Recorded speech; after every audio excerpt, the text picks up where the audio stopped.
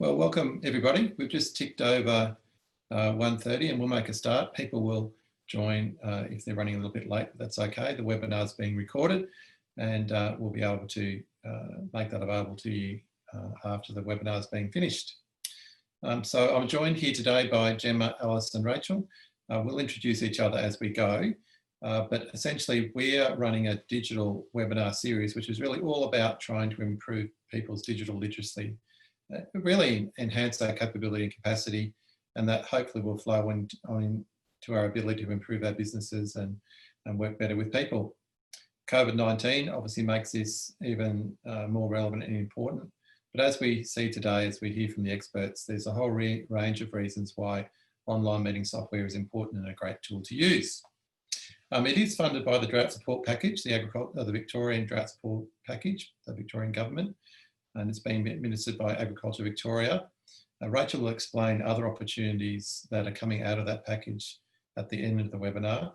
But the government has provided a fabulous opportunity for people to get the most that they can in this field.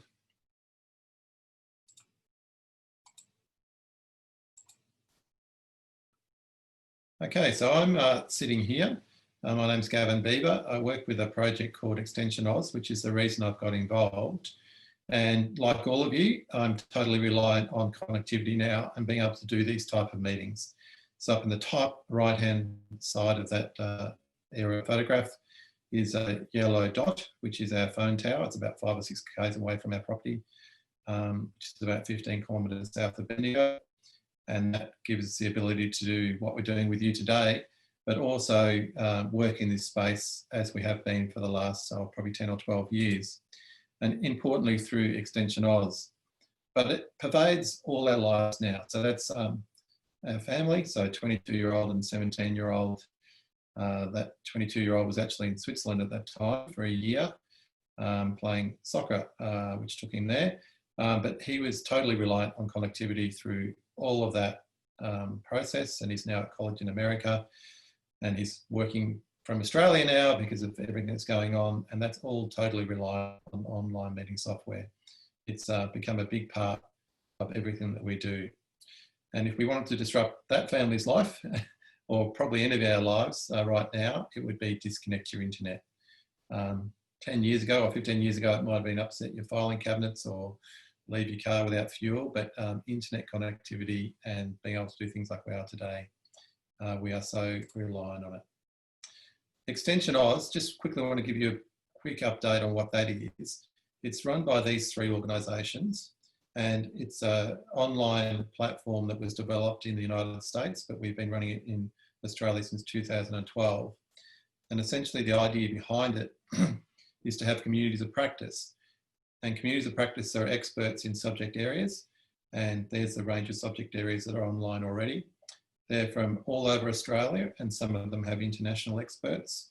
In fact, the automatic milking systems community practice this year ran a webinar just like this, but they had 18 presenters from 13 different countries presenting to 300 different attendees over a whole day, which was an absolute game changer for the industry and also for those interested in automatic milking systems. And probably through good management as well as a bit of good luck, it ran very smoothly. So it is amazing what you can do with this technology and how you can apply it, which the experts will cover today. So we enable these communities to come together, use tools such as we're doing today to meet between the experts, and then also get information out as quickly and succinctly and in a timely fashion to meet end users, people that need the information to help with decisions. So today it's a very simple piece of software, online meeting videos, but there is a whole range of complexity and uses which can either be extremely effective or can distract or make things very difficult. So essentially what we want to talk to you today is to understand the different uses that video software can be used for, online video meeting software. The difference between a host and a participant, and it's actually worth reflecting on that to make sure we all get the most out of it, particularly where we're reliant. Preparing for your audience, the pros and cons, and we're all getting a little bit sick of it now. We've done so much of it, or those of us that are involved in online so much now that we're getting Zoom fatigue. understanding the different options, being prepared. There's some really critical and useful etiquette, which we'll explain. There'll be some tips on the facilitation and presenting skills. Like anything, there's risk management, and there's also some simple troubleshooting you can do. There are some security issues, and you may have security issues that you need to make sure are addressed. Post-meeting best practice, and this space, like much digital innovation, is rapidly changing, and there are some new innovations and some things that are coming, which we will highlight with you. So without further ado, I shall pass across to our experts. And as I say, they will introduce themselves as they go. Actually, before I do, I will run a poll with you all. So let's just look at this first before we look at the technical details. So sorry, I should have run this just before I introduce people. So just give us some information on yourselves. So flick through that poll for us. Let us know whereabouts you're from, but really importantly, let us know your use and perception of the software, what sort of role you have, and that'll just give us all some context. I'll share that when you guys finish it. That'll give us some awesome context and also give us an idea on who we're talking to. So as people are filling it out, I'll just give you a minute. You'll see, people are from a range of different locations, which is great. Got somebody from interstate. Probably the only way we can talk to you at the moment, if you're interstate or relate to you.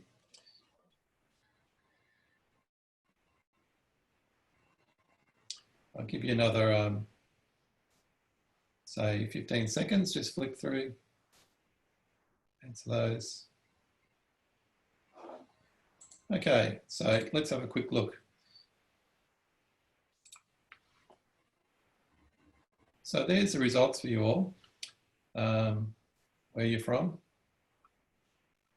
There's the degree of proficiency. So that's, looks like there's a couple of people that could probably deliver this presentation through to those that haven't used it widely. But that's what it's all about, because it's a continuous improvement space and things are, are evolving. And there's a range of different people from different roles and organisations and industries. Great, it's great to see that diversity, because that's how we learn when we have a range of people involved in things. And this will be made available as a recording, as I said. So from your networks, etc., it'd be great if you get value from this that you can share outwards. Without further ado, here's Alice.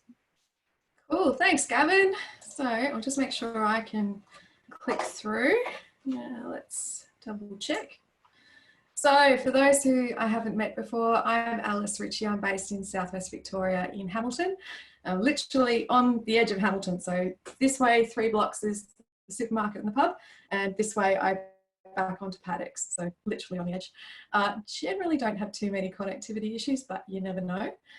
I live in the meat and wool livestock team, but I've also been recently spending some time running webinars for the climate team. So I've got 2 different hats on, but I have had plenty of recent experience doing webinars, although not with Zoom. So this will be interesting for me. Just thought I'd kick off. This first photo on the far left corner is 2 surgeons operating 400 kilometers away on a patient using robotics. And you look at that and think, gosh, this is amazing new technology. That's from 2014. So the sort of stuff we're talking about today, it's not exactly brand new. It's new to a lot of people, and it's making its way into our lives in a way that I don't think people really expected it would. That middle picture is a music lesson. That's actually my uncle. He's a music teacher. He teaches instruments for a lot of brass stuff across schools in Melbourne. And he's been teaching trumpet and cornet and all sorts of other stuff remotely for a number of months now. And the reason why it's a little bit of a blurry photo is my 89-year-old grandma took it with her iPad that she got for her 89th birthday. And that's the first bit of new technology that she's ever used. She went straight from the typewriter to an iPad. So if anyone says that, oh, no, I'm too old, I can't learn this technology, my grandma is using an iPad to secretly take photos of my uncle and then email them to the rest of the family, which is an interesting situation to be in. And that final photo is just, that's a Best Will Bestland group webinar. They all caught up. Most people had their cameras on and they had a really great time. And this is the way that a lot of our network groups are still being able to connect and engage and share information at the moment. So it's just sort of making the point that, you know, even though most of us are stuck in our living rooms or in our spare bedrooms, you can still connect, and the technology is making it hopefully easier for everyone. Hopefully one day, not too far off, we'll be doing whole field days or whole farm walks remotely. So the next big question, which I don't think anyone needs too many answers on, is why use this online software? And essentially it's because we have to. We can't meet up face to face, but really the strong thing for me compared to using emails or a group chat is that social component. So you can see facial expressions and body language, you can hear tone of voice. You really get to know people more personally by using an online meeting tool. There's obviously physical benefits, so you don't need to travel, it's safer, it can be cheaper. From a departmental perspective, one of our major risks is driving and fatigue, so in normal conditions. So the more meetings we can do and the more events we can run online, essentially the safer it's going to be. It is, as I mentioned, there's an emotional aspect of it too, which again, you don't really get via newsletters and general updates or even social media posts. You can really gauge how people are going face to face. And even if the cameras don't work because of internet connectivity, you can still hear by the tone of voice. So it's just important to, I suppose, try and integrate it where you can. I just thought I'd mention this is a meeting that I was part of just recently where you can still share information and work collaboratively. Kirsty in the top left is in Benalla, Tim is in Rutherglen, I'm based in Hamilton, and my colleague Kate in the bottom right hand corner, she's actually sitting in a bus, but she's based down in Port Fairy. So we can access things everywhere. It's great. Just thought I'd do a quick recap on some terminology because I know that we will be going across some of this today. I've got a few words listed up on the screen, but I was wondering if anyone could stick in the chat box to everyone, what terms were new to you, or do you have to regularly explain to others about this space? So we were talking just the other day and someone was saying they had to explain to their mum what a link was. So when you say click on the link, she doesn't have to go and write it all physically down and then type it into the address bar on an internet browser. She can just click on the link. That's a new term. So for some of this, where we'll be talking about being a host or a presenter, so the host might be organising an event, the presenter is the person talking. You may have a facilitator, so Gavin is sort of doing that role today, pulling everything together, introducing, wrapping up, making sure the technology works. And we'll have attendees, of which there are quite a few of you now. There's a whole bunch of things though that's still new for people. So the whole idea of a button or an icon, I've just included an image. This is of the different options in Microsoft Teams from memory of how you can unmute yourself, mute and unmute yourself. And just explaining that to people, that was a big step for some. Natalie's just put in the chat, I can see buttons and icons and chat box and chat bar. These are things that, you know, have to explain to others. I don't think you're alone in that. I have to explain it to my colleagues. So it's a new space, but we're trying to get through it. Just I suppose the point from that is consider what your audience is familiar with. And if it's something that you think they might struggle with, just make sure just to super casually mention what we're talking about. So don't just say the meatballs, say the 3 dots next to the hang up button. And I think we're up to Gemma, if you'd like to continue for a little bit.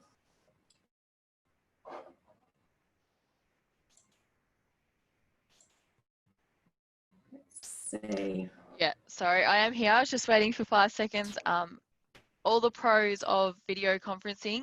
Alice and I are actually sharing screen. So it's on my computer, but Alice is taking control when she needs to change the slides. So there was a little bit of a delay there only because I was trying to wrangle back control.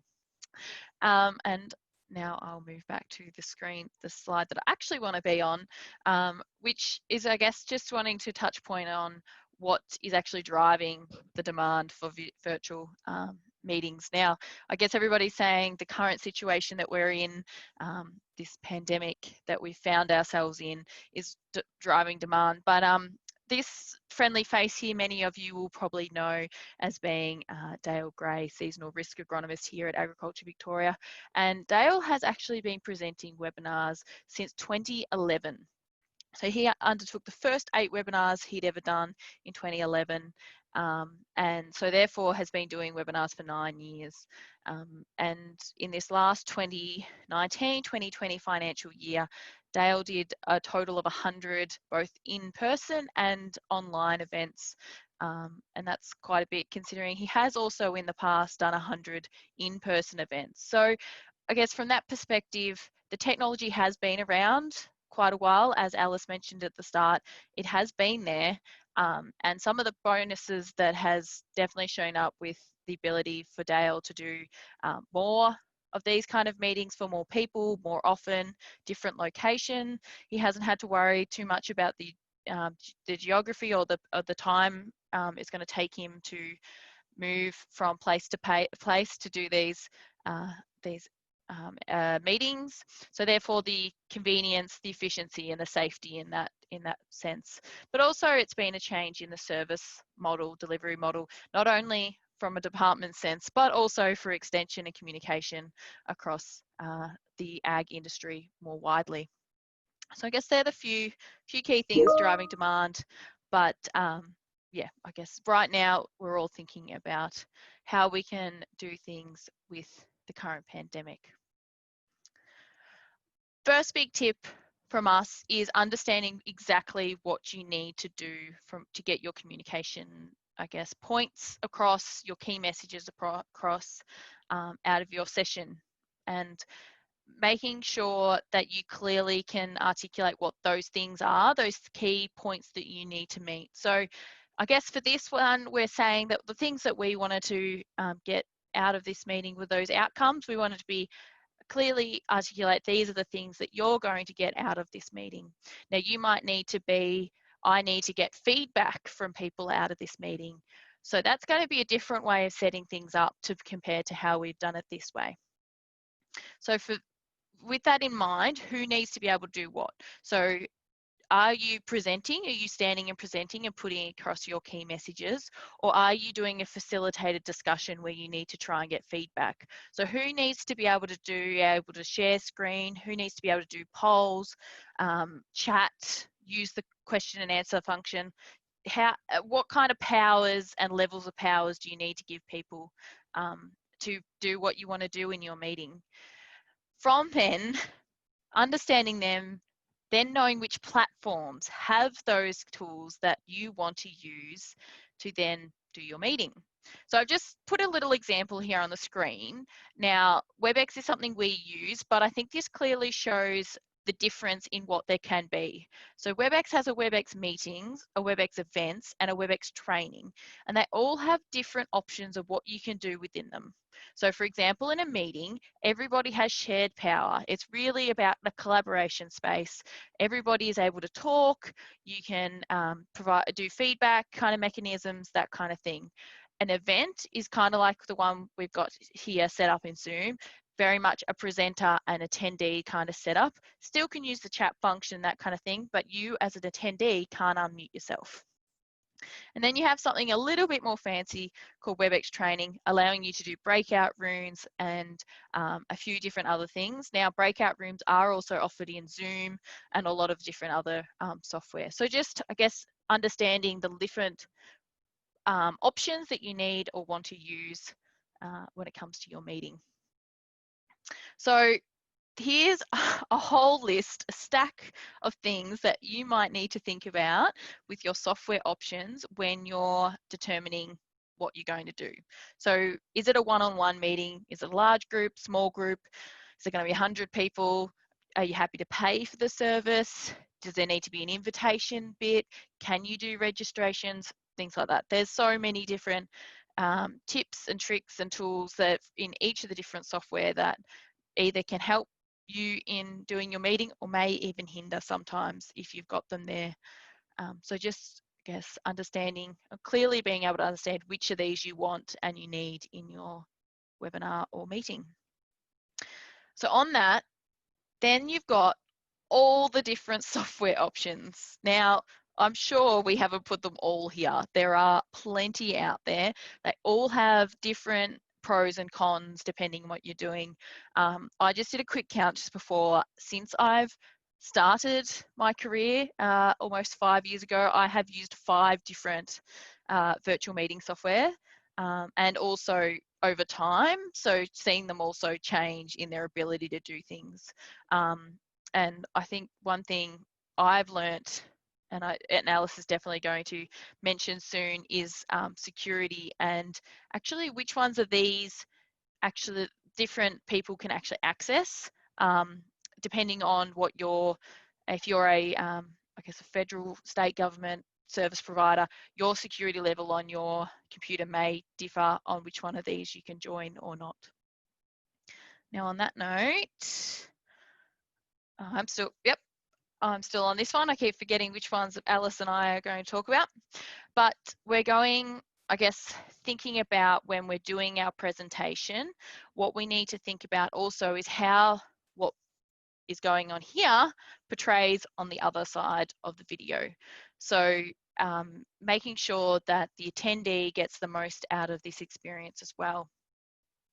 So a few of these things to think about when you're putting yourself in your attendees' point of view is what might their connectivity levels be. So I guess we've been talking about and thinking about how we're going to connect with people who really have quite low connectivity. They might also be in an area that's been recently affected by bushfire, so therefore the connectivity levels there, the ability to have a home phone or wireless internet and that kind of thing might be quite limited. So how do we connect with those people if they've got no internet at all, or even just poor internet? But having that understanding, dial-in abilities are really good to have. If you can't get in via the internet, being able to at least dial into the meeting is always quite helpful, and presenters also find that and facilitators that a bit easier if they can have the screens working on the computer and they're dialing in. That way, if something happens to their computer, they're still there on the mobile, on the phone, so can talk through what's happening, just might not be able to show or see anything. People are also going to have different experiences of the different platforms as well. So I guess Alice showed just a little while ago the unmute function in Microsoft Teams. Now for some software that looks very different to how you would do it, say here in Zoom or in WebEx or something else. The icons, while they technically do the same thing, they might look a little bit different. They might be in a different location to find as well. So just being mindful that, I guess, if you're used to using one piece of software and your attendees are used to using one piece of software, they might find it difficult to find some of those things they need to when they need to. If you're looking for that interactivity between the presenter and your attendees, again, depending on what software, it might be that you need to use the chat function or use the poll function like Gavin's just shown us, or the different things, just also understanding how they look from an attendee's point of view. So for example, that poll function is really great because it pops up on your screen. So you can't really lose it. It's going to be there, and you don't need to kind of explain to people, oh, you need to go to this button and that button, and then you'll find the poll, which is always helpful. Everybody knows time of day / during the week what's going to be best. So I guess if you're wanting to present to the person in the house who picks the child up from school, you won't be presenting at 3:30 in the afternoon. That's just doesn't make sense. I guess we've typically, for the climate webinars and Dale's webinars, we typically do lunchtime. We feel like that's a time of day when people might be back in the house if they're out on the farm having lunch, or having lunch at their desks. They might be interested in dialing in. So just thinking about the time of day that's relevant. It might be that you need to do it at 8 o'clock at night. Of course, that's going to also provide its own difficulties. Our lighting and our background, and also the location, always consider how you're looking from the other side. Recording, most software have the recording function, and we'll talk a bit more about recordings further on, and that's how you might provide those to your attendees. Security, we have also mentioned, but that's thinking about Zoom bombing. Alice will talk about soon, but also that what I mentioned just before about if your computer, or you're trying to work with a federal department, their security settings are going to be a lot higher, so your attendee may struggle from that department to come into your meeting. And also we talked about how much control the audience has. So do you want them to be able to unmute themselves? And if so, do they know how to unmute themselves, or do you happy for them to just sit there back and watch your presentation? So when people ask me when they're going to use this kind of software for the first time, or even new software, 100% practice. Like, practice 100 billion times, seriously. I used a different piece of software for the first time the other day, and I had no idea what I was doing, and I just spent as much time as I could practicing, doing different things, clicking different buttons to see what they did. You can create a test meeting in pretty much all the functions, all the software. Just try being an attendee, try being a presenter, try being a host, work with a colleague or a friend, and just see what it looks like. Better you understand what an attendee is going to see, or somebody coming into your meeting is going to see, the better you can help them if they've got issues, or explain to them where to find the different functions. I guess pretty simple. Make sure you promote your event, but also I guess there is so many things out there now that trying to just have a bit that ongoing promotion is always helpful. Like I said, with practicing, test everything, checking surroundings and distractions. If you know you've got kids at home that are also, might be moving through the area, or a dog. I seem to have issues with the barking dog at the moment. Also, making sure that you try and think about what those things might be, and try and minimize those distractions where possible. Knowing your software, have you got the bandwidth for running this meeting? I'm hoping I'm not crackling out here at all, but having 3 people working from home is always a test on bandwidth. Setting that agenda, and I guess explaining to your attendees what the outcomes you want are. That's always, I guess, key principles of any meeting, be they virtual or not, and of definitely being punctual. If you were, late to a face-to-face meeting, it wouldn't be very acceptable. I guess same thing applies there when it comes to virtual. I guess the other principles and options that we try and maintain is making sure attendees understand what they're coming into too.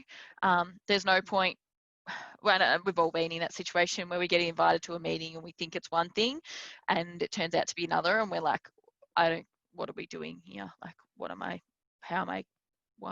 doing, kind of thing. So just making sure that they understand what they're doing, why they're doing it, and why you might want their help or assistance.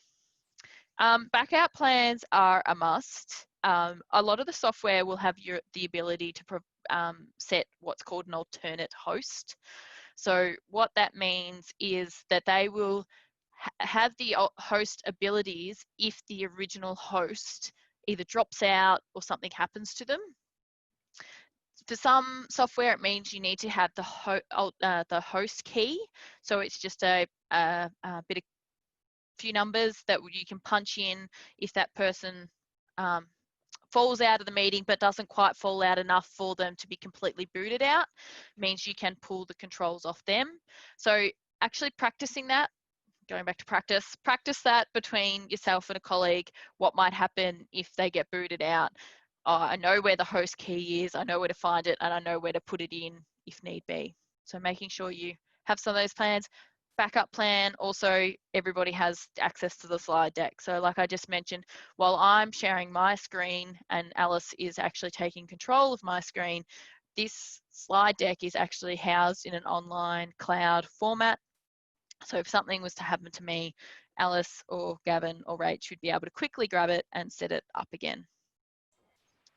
I think that's really, really important there, Gemma, is making sure that you have a backup of another person on the line, just in case, you know, internet occasionally drops out, or if you have an issue in the chat box, then you've got someone there who can deal with it while you continue to keep the show running. I'll just turn my camera back on. I seem to have lost that button. That's another good example of when things happen. So I will just continue. I'm afraid you're not going to be able to see my face. That's okay. The flip side, I suppose, from what Gemma's been talking about as a host or as a presenter and setting things up is actually participating in a meeting as an attendee. So it's still, there's a lot of things that are still relevant across both. The number one thing that I would say, and that it's directly linked to what Gemma was saying about practice, is make sure you can actually use the software. So there we go, that's better. So for example, WebEx have got an actual test meeting service. So you can just go to webex.com/test-meeting, and that will test out whether or not your audio, your camera, whatever else will work. But the other thing that I really recommend to heaps of people, particularly if you want to be out and about or you don't feel that comfortable sitting at a desk at a computer for hours on end, you know, a lot of farmers just don't really like doing that, and I totally understand it. Get the app on your phone. So whatever service your webinar or your online meeting is going to be using, most of them have got an app that works on an iPhone or an Android or an iPad. My partner he's an agronomist, he'll drive around in a paddock with his iPhone connected to the car, listening in. And I think that's something that we really need to push, that there are alternatives to just sitting at a computer. As ever, those basic manners and etiquette applies. So be on time, as Gemma mentioned, and I think Gavin mentioned right at the start. For some reason, what would be 10 minutes in the real world, and people go, oh, it's all right, you know, and they're a few minutes late. 2 minutes on the online space feels like 10 minutes. It's amazing. People are really committed to being on time, or sometimes even starting early. We're really trying to push people to start when you say you're going to start, because otherwise you're wasting people's time or people are going to miss out. That mute button is absolute magic, and it's magic for the participants because it means that, you know, if we had a barking dog, or my partner fires up the chainsaw, or you know, all the other things that might happen, you guys don't have to hear it. But also, actually as a presenter, you can normally mute and unmute participants. So if you're an attendee and you've got a question, you put it in the chat box, the facilitator or the host or the presenter can right click on your name and unmute you so that you can talk when you need to and ask that question.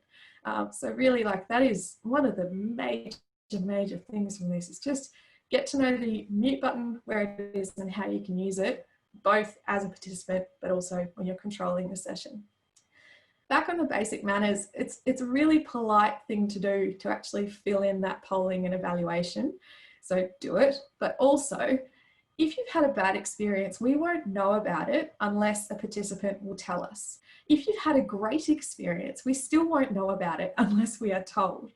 So we're trying really hard to promote people providing some feedback, whether that's through the session, and we've got a little bit later on talking about monitoring and evaluation, but you can do really simple things. So within Zoom, you can raise a hand or you can give a thumbs up. If you've got a really long session, it takes hours and hours, there's a have a cuppa, so time to take a break. there's some really easy ways that you can provide some feedback, and it really helps the person who's talking at the other end of the line. Just finally, as a participant, one thing that we found, and it's a big topic for discussion on another day, but a number of people register for an event and then don't show up, and that's fine. I do this. If I know that I can't make a webinar but I want to get access to the recording, I'll probably register for it and hope to get the recording. But what we find from an organising point of view is you might think that there are 200 people due to show up. So you write this whole presentation for 200 people and then there's 5. And that's fine. 5 is still better, and those other 200 may still listen to the recording, but the way that you're actually going to be engaging with that group will probably change. So if you can, just send a message through saying, look, I'm not going to be able to make it, but I really appreciate the slides and the recording, or something along those lines, so that the organisers can actually know what's happening and what's going to go on. There's nothing wrong with presenting to 0 audience and having everyone watch it as a recording, but it's just good to know in advance, so that then that way you can plan for it. You can make sure you're not going to go, now, do we have any questions? And then just have crickets. It's just important to keep that in mind. Just going on, if I can, let's see. Oh, apologies for the slow computer.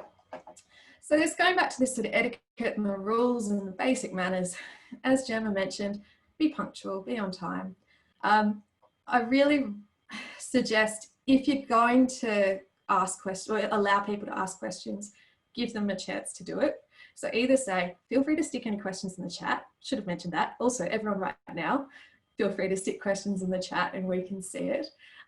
Rachel is also monitoring it, so she can always interject if there's something that's really urgent that needs to be clarified.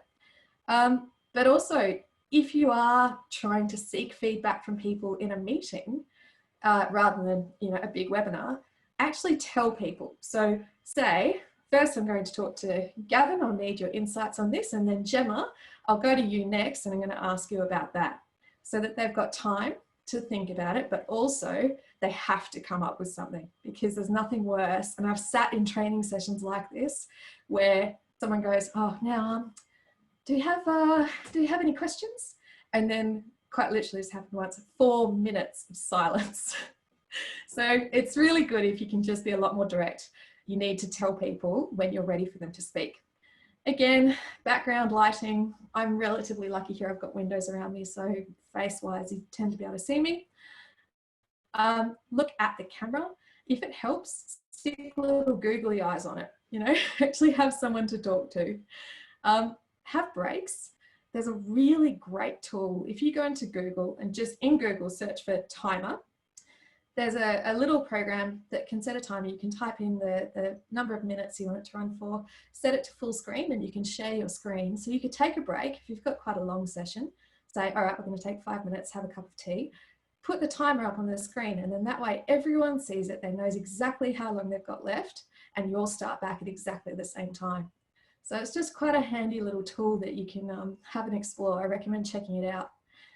As Gemma mentioned, record meetings, follow up any questions that you may have had that you couldn't answer at the time. And I think there's no hard and fast rules with this second bit, but you've got to set expectations for your audience. And that might be, this is a webinar, you're all on mute, I'm going to talk, and then we're going to have Gemma talking. I'll have my camera on, no one else will do it.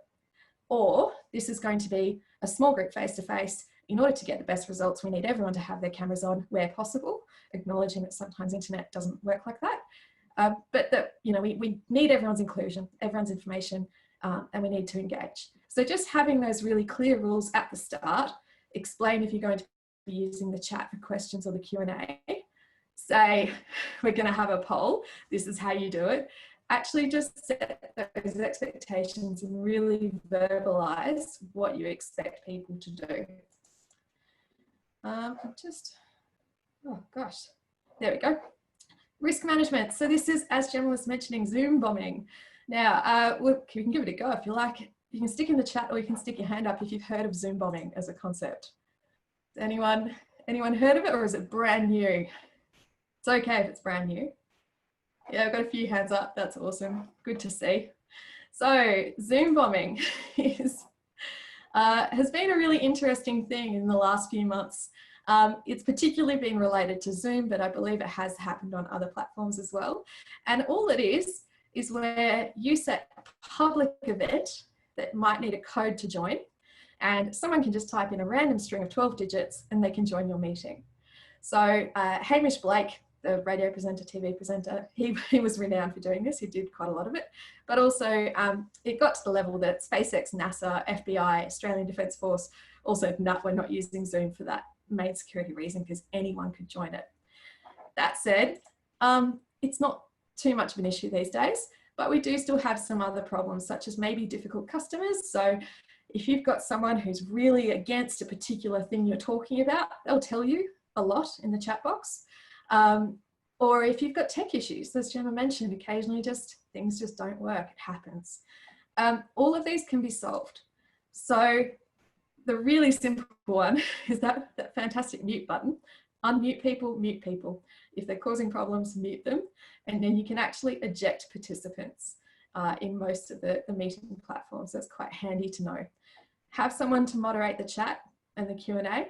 Have a backup plan. So if it all goes wrong, if the technology fails, if it just doesn't work, then either have someone else, or as I've said, get help, get someone else to come in and assist, be a second person, or have a backup plan that you can call around people or send them an email. Or we've had cases where we had a webinar where the technology failed and we actually re-recorded and sent the re-recorded version out so that everyone who joined at the time could actually see the proper thing. There's that classic phrase, you know, prior planning prevents, I won't say it, but poor performance. It's so true. It really is in this case. Just have a go, have a practice. And that's it for me. Let's see. Now that I've finally got control back. Yeah, sorry if my internet's been a bit dodgy. Or just No stress. I just had a thought then when Alice was talking, and especially about the technology issues. I guess some of the best advice I ever got when I was doing online webinars and when I first started my first year out of uni, and it was actually Graham Anderson here at AgVic said to me, well, it doesn't matter if the online meeting doesn't work. We didn't all travel 4 hours to be there. We just found an extra half an hour in our day to do what we wanted to do instead. And I thought, oh yeah, I guess I haven't really put anybody out too much by having a poor technology fail. As much as I don't want it to happen, it happens, and you just kind of get over it and try again and apologize and keep going. So one thing that I guess I've learned over time. Monitoring and evaluation is as important for an online meeting as it is for a face-to-face meeting or a normal project, as we would say normal in our old terms. So remembering and understanding those key principles about how you want to monitor and evaluate your project, what kind of information you need, be that from a funding perspective or also to get an understanding of practice change or whatever it is that you're looking for. All those key principles still apply. Some of the things with regards to feedback, some of the mechanisms you can use, you can always do that during the meeting. For example, with the polling function that Gavin's been showing in this one, and don't worry, the polling function will come back at the end. But there's also other ways. Alice just asked you all if you all knew what about Zoom bombing was. There's a hands up that everybody gave a go. So that's a quick and easy way of getting a bit of insight into what your audience is thinking, but also from a project perspective, it might be hands up if you've ever used virtual meetings before. That way you get an understanding of who's done it in the past, and then we might have this meeting again, say in 2 weeks' time, and see who's done it since then. Easy way to do it. You could also use the chat function, say from a scale of 1 to 5, who's having 1, a not very good day, or 5, a great day, kind of thing. That's probably a really odd one to say, but as an example, it works. So some of those things are just easy ways of getting feedback, but you can also, most of the software has other options, which includes a pop-up box coming up with a full evaluation when the person leaves the meeting. So that will pop up as a separate screen or in the same screen, depending on how you want to set it up. I guess the only limitations that I've found at the moment with the polling function in some of the software is that you can't ask for, I guess, worded answers. They're all, you know, numbered or pick an option, multiple choice kind of thing. If you're asking for a text or a sentence answer, best to ask people to put that in the chat function. So therefore, yeah, I guess understanding what the platform is capable of doing. You can always send out a link to an evaluation form at the end if that's what you want. And I guess we are all very used to being surveyed, and quick and painless is always probably the best principle, but getting what you need out of that monitoring and evaluation is always better than being long and winded and somewhat annoying sometimes, but that's okay. So yeah, again, best practice with your monitoring evaluation from online perspective is the same thing as if you were doing it in person. You know, make sure your questions are worded in a way that it makes sense. You know, I'm not going to, if I want to understand about gym usage, I'm not going to say, how often do you go to the gym? I'm going to say, how often did you go to the gym this week? Some photos there are just some examples, but we'll move on to the next point. Post-meeting. So from our perspective, you've always got to, I guess, best practice, make sure you follow up on anything that was raised during the meeting. So for example, if I said, oh, you know, there's this report, it's only just come out, or it's not yet published, here's an example, I'll send the link to the report when it's available. Make sure you do follow up and actually send out the report when it's available.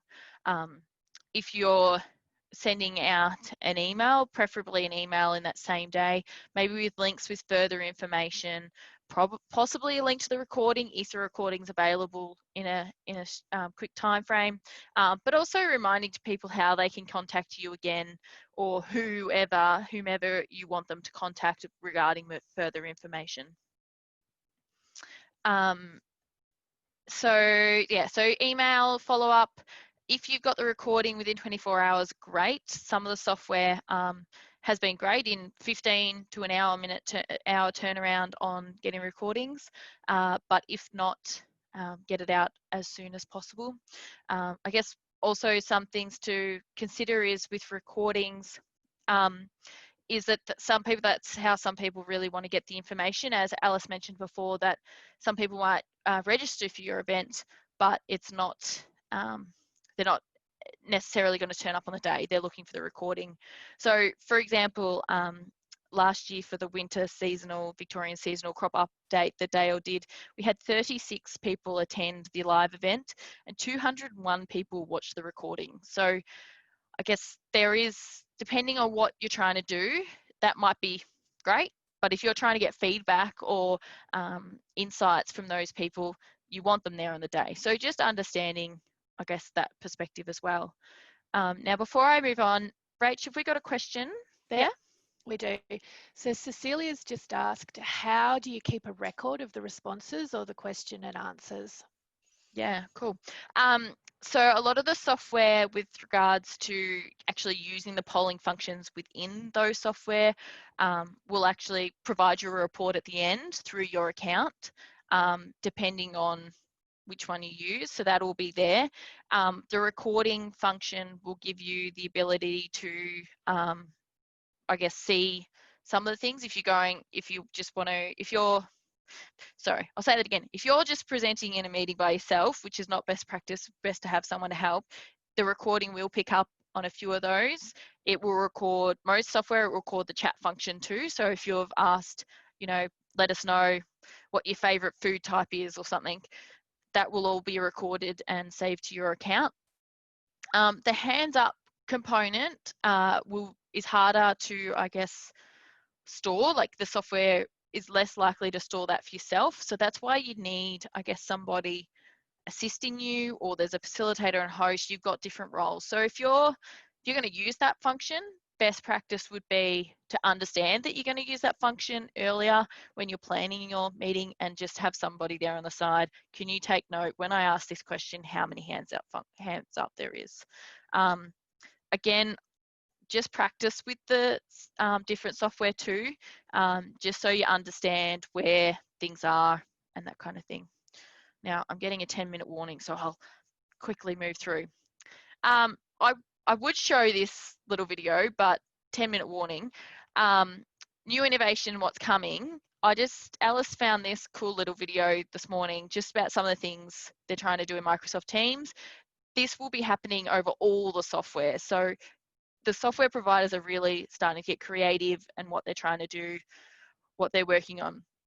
This together mode for Microsoft Teams is actually using some AI technology and some green screen stuff to try and make it feel like you're all in the same room when either you're doing a meeting or presenting. But there are plenty of other things out there. I guess from my perspective, like I've shared the story before about Dale Gray has been doing this for 9 years. The technology's out there. It's just about our ability to be creative with it and confident with it in using it for different things. Alice's uncle is using it to, teach his music kids. Surgeons are doing, awesome things with it as well. I don't know about you, but my doctor, I've been talking through telehealth, so many things that we probably haven't really thought about the use of and can. In that sense, breakout rooms I'm seeing is things that people are really becoming more confident in using, and the whiteboard function in it. So being able to work more collaborative, I think is not just great for the fact that we're all working from home, but it means we can work, with different states, different countries, way more effectively and easier. I think that's, something that Extension Aus has been paving the way for so long now with their communities of practices, and I'm looking forward to seeing more people getting on that board. Of course, the technology is still going to change, the software and the hardware. So while this software is great and my camera is okay, you're probably not getting the best view of my face, but that's okay. The hardware and software is all going to get better, and the things like 360 cameras and green screens and virtual reality and augmented reality is all going to change and provide us different options as well. I guess connectivity is still, though, for many people, something that they're going to either lack or have too much. I don't know what's going to go on there. It's going to change. So something that we'll all have to continue to be mindful of over time. Just a few thoughts. Rach. Well, before we get to this on-farm digital technology audit, we did have another question about which software is most accessible for people with poor internet connectivity. And I think Alice was going to speak to that. Oh, cool. So we've actually, both Gavin and I have provided written responses, so people can check it out in the Q&A. Our responses tick off on different aspects though, so it really depends on your circumstances and what sort of group you want to be engaging with. But anything where you can do a dial-in function, record stuff if you can, and turn off cameras, at least for that person who has poor internet quality, those things will make a difference. Great, thank you. And speaking of poor connectivity, that's the reason why I don't have a camera on today. There's 5 of us in our house currently online, so my bandwidth is very stretched. So my role here in this group is as part of the Drought support team. So I just wanted to highlight to participants the on-farm digital technology audit that we're currently undertaking as part of this project as well. It's funded by the Drought support package. One of our colleagues, Andy Clark, is running that, and it's basically an opportunity for farmers primarily to contact Andy and make a time for him to go through a little bit of a question and answer process about how your connectivity is on farm, and some of the things that might be impacting its, support and service. So you might have Wi-Fi that's being impacted because you've got a row of trees in a location that's not suitable, or your tower might be quite some distance away. And I wanted to highlight this to participants today because from the poll we saw that we've got about 45% of people online now who are service providers. So this might be something that some of your clients and customers might be interested in. The details are on your screens, but we will be sending out the slide pack as well with active URLs that you can just click on to the calendar and make an appointment with Andy. Thanks.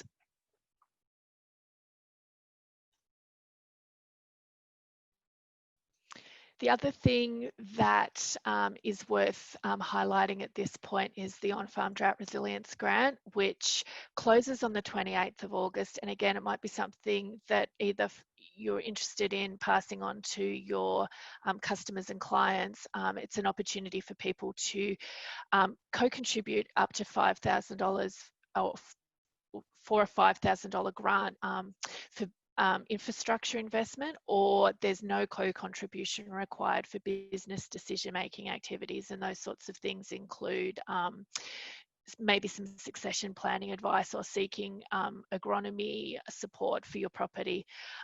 This is something that Rural Finance are administering on behalf of the Victorian Government, and again, the details are on the screen. And there is literally a month left of this grant program. So we encourage people to get in contact with Rural Finance, even if it's just an inquiry about eligibility.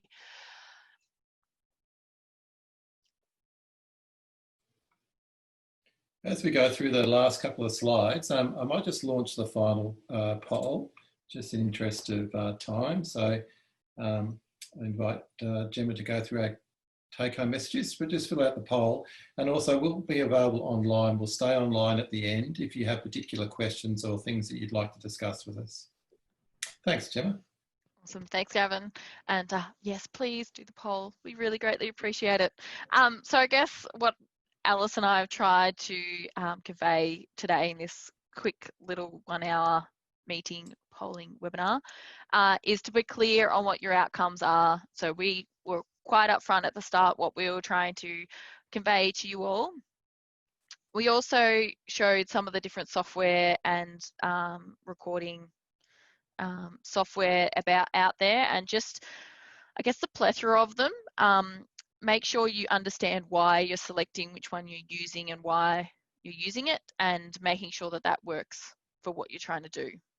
Ultimately, prepare and test, practice, practice, practice. I think Alice and I have said it a few times today, but we really do. Like, I'm trying out a new software at the moment, and the only way I'm going to get better is by practicing with it.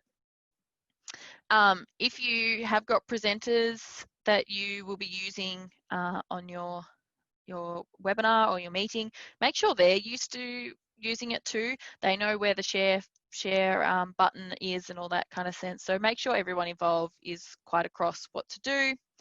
Invite and promote just like you would a face-to-face meeting, but make sure you provide all the relevant content and things that they need. Brief attendees, like I said before, you don't want to turn up to a meeting that you're not sure what you're getting yourself into or why you're there, making sure they understand exactly what they're going to get out of it or what they're expected to be seeing at the meeting. You know, as always, the good extension practices always are relevant still in the virtual world as they are face-to-face. So making sure you've got that planned out on how you're going to do that. Being professional with your follow-up. Gavin will be sending you all an email at the end with links, the recording, all those kind of things. Just being professional in that sense is always well regarded, and making sure we maintain that professionalism. Legal issues and disclaimers. I guess that's probably something we didn't touch on enough probably in this presentation, but Gavin made it quite aware to you all at the start that it was being recorded.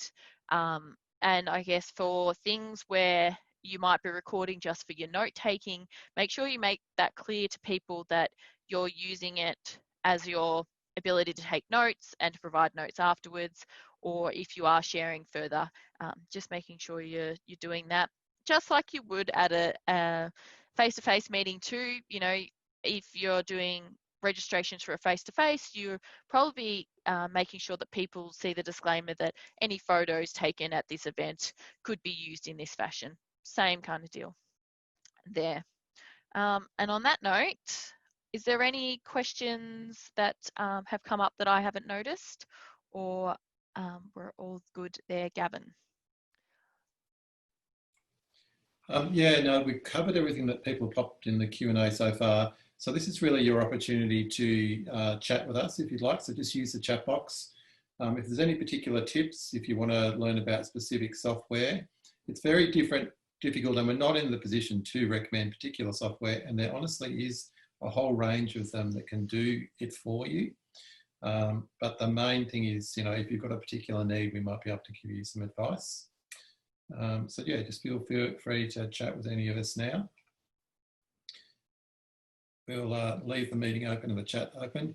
We'll also leave the poll open for another minute. Most people have answered it, so but if you could give us the feedback in the poll, and also that gives an indication of what you might like to continue on with in the future. We have 2 more webinars in this series. So the next one will be next week at the same time on the Internet of Things. So again, that's a fabulous opportunity to hear from experts, some other presenters on what is happening in the Internet of Things for agriculture in particular, and what opportunity it provides to all of us in our different roles in the agricultural space.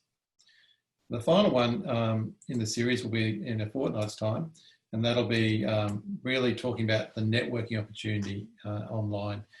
And that's obviously what we specialise in ExtensionAUST, trying to build people's networks and make it work for everybody. But there is a fabulous opportunity with networking tips and tools, both for on-farm, what you might be doing working from your farm, and also for service providers and even researchers. We won't, any other, oh, thank you, Cecilia, appreciate that. Well, unless there's any other quick questions, Rachel, Alice or Gemma, is any other points or anything that we might have missed in terms of follow-up things that need to be covered off on? Not from my perspective. The only thing is just if you don't know, have a go. Just you know, set up a meeting with your brother or your partner or your kids or your colleagues. Just do it for 10 minutes and just try out the different things. Just have a go. Our contact details are accessible through the invites, etc. We're always welcome to have follow-up contact, so we're here to support you. And it's like any new initiative, whether it was if you can remember back to learning to drive a car or a tractor or whatever, or a new piece of machinery, learning online meeting software or any of these digital opportunities is the same sort of thing.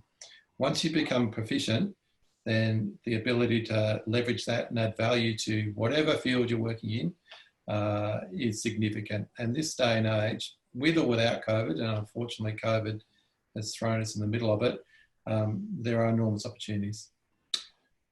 With that, I must really thank our presenters, Gemma and Alice and Rachel, for making this all happen behind the scenes, well and truly. And thank you all for your attendance. The recording will be available and we'll get it out to you as soon as the software allows us. And we will catch some of you, hopefully, at the next one on the Internet of Things. Thank you all very much. Thanks, everyone. See ya.